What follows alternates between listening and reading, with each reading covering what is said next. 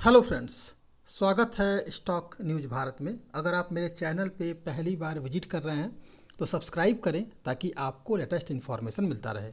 आज हम बात करेंगे मदरसन सुमी के बारे में, क्योंकि इस कंपनी ने अपना Q1 का रिजल्ट जारी किया है, क्वार्टरली नतीजा जारी किया है और जानेंगे कि इस कंपनी का Q1 का नतीजा कैसा रहा है। इसके अलावा हम चार्ट पर भी जानेंगे कि आने वाला जो ट्रेडिंग सेशन है वो किस तरह से का रह सकता है, सपोर्ट क्या रहेगा और रेजिस्टेंस क्या रह सकता है।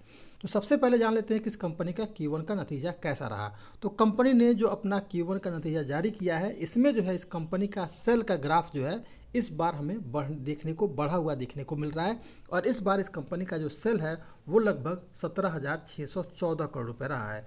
जबकि पिछले साल की बात करें तो इस कंपनी का जो सेल था वो लगभग 16,157 करोड़ रुपए था। यानी पिछली बार के मुकाबले इस बार 9% तक की वृद्धि जो है इसके सेल में हमें देखने को मिल रही है। अब अगर बात करें इस कंपनी को प्रॉफिट की, कंपनी को प्रॉफिट कितनी हुई, तो कंपनी का जो इस बार प्रॉफिट है वो लगभग 141 करोड़ रुपए है। जबकि पिछले साल इस कंपनी को जो प्रॉफिट हुआ था वो लगभग 289 यानी 289 करोड़ रुपए के करीब प्रॉफिट हुआ था। यानी कि प्रॉफिट में हमें कमी देखने को इस बार मिल रही है और ये प्रॉफिट में जो कमी है वो लगभग 51% के करीब है। यानी कि बड़ी गैप देखने को मिल रहा है। हालांकि कंपनी लॉस में नहीं है बल्कि प्रॉफिट में ही है, लेकिन प्रॉफिट में हमें कमी देखने को मिल रही है। अब बात करें इस कंपनी के इबिट्टा की, तो इबिट्टा की बात की जाए तो इस बार जो कंपनी का इबिट्टा है 1174 करोड़ रुपए रहा। जबकि पिछले साल इस कंपनी का जो इबिट्टा था वो लगभग 1374 करोड़ रुपए रहा। यानी कि पिछले साल के मुकाबले इस बार इस कंपनी का इबिट्टा में भी हमें 14% तक की कमी देखने को मिल रही है। बात करेंगे अर्निंग पर शेयर यानी कि ईपीएस की, तो ईपीएस में अगर देखा जाए तो इस बार इस कंपनी का ईपीएस 0.31 है, जबकि पिछले साल 0.92 था। यानी कि पिछली बार के मुकाबले हमें ईपीएस में सुधार देखने को मिल रहा है। तिमाही आधार पर अगर देखा जाए तो इस कंपनी ने ऑपरेशन से कंपनी की कुल आय जून तिमाही में बढ़ करके 17,614 करोड़ रुपए रही है।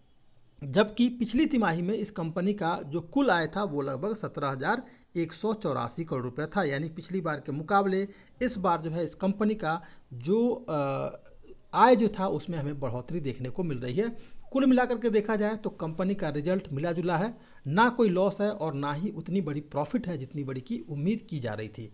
तो मिला जुला असर है। तो इसलिए अगर देखा जाए तो आने वाले ट्रेडिंग सेशन में ना ही एकदम से तेज़ी इसके स्टॉक में आएगी और ना ही बड़ी गिरावट देखने को हमें मिलेगी।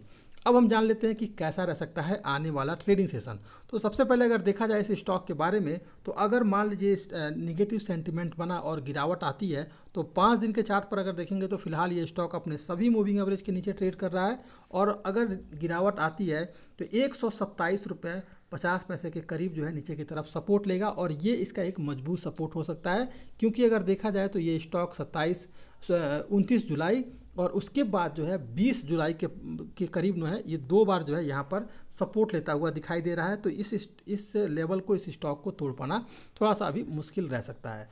तो 127 रुपये 50 पैसे के करीब पहला सपोर्ट लेगा और वहाँ से एक बड़ी गिरावट आपको देखने को नहीं मिलेगी जब तक कि मार्केट में कोई बड़ी निगेटिव न्यूज़ ना आवे। इसके अलावा अगर ऊपर की तरफ देखा जाए तो ऊपर की तरफ ये स्टॉक लगभग जो है पहला सपोर्ट आपको अगर देखा जाए तो 130 रुपये का जो है पहला सपोर्ट लेगा, 130 रुपये 50 पैसा। अगर इसे ये ब्रेक करता है तो फिर से स्टॉक में एक तेज़ी आ सकती है और लगभग ये स्टॉक 135 रुपये के करीब भी जाता हुआ आपको दिखाई दे सकता है। तो ये था आपका मदरसन सुमी। अगर आप मेरे चैनल पे पहली बार विजिट कर रहे हैं तो सब्सक्राइब करें ताकि ऐसे ही आपको लेटेस्ट इन्फॉर्मेशन मिलता रहे।